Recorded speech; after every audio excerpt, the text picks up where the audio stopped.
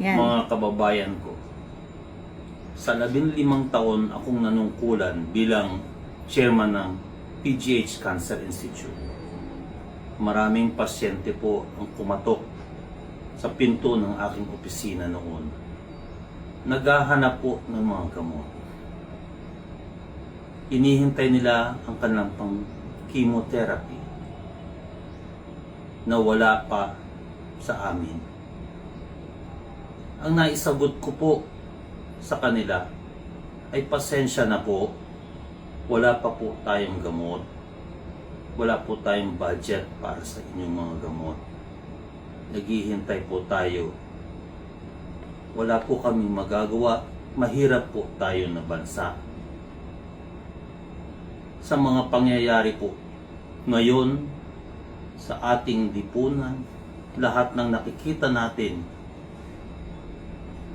mali po pala ang aking mga sinabi noon. Hindi po pala wala tayong pera bilang bansa. Mayroon po tayong pera. Nasa bulsa po ng mga taong walang konsyensya.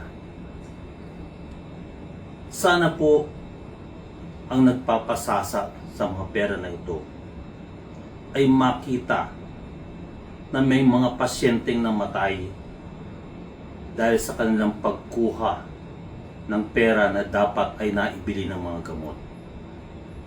Hustisya ang isinisigaw ng bayan. Ang mga malamig na tiyan at malamig na mga paa na nakababad sa baha ng mga taong nakatira sa lansangan,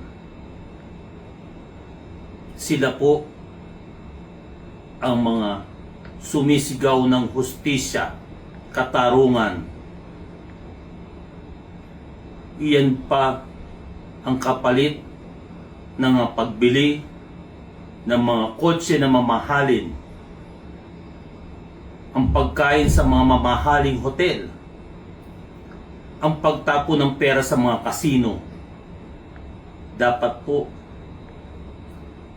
ang buhay ng bawat mamamayan na naghirap dahil sa korupsyon ay sagutin ng bawat mga mambabatas, mga kawani ng DPWH, lahat po ng involved sa mga itong proyekto na dapat ay nakakatulong sa tao, yung pala ay hindi man lamang po makikita ang anino ng mga proyektong ito. Ito po ang inyong kasalanang malaki sa ating bayan. Sana po ay makonsyensya po kayo lahat. Sigaw ng bayan, katarungan, hustisya para sa mga taong kinitil ng korupsyon ng mga taong ito. Maraming salamat po. Hirap pero shoestring budget. Yan, mga 14 million a month, sir. Sabi ko sa kanila, 100 million. Okay na yan? Sabi na, sir, makatulong na yan. Yearly, sir. Sabi no. Monthly.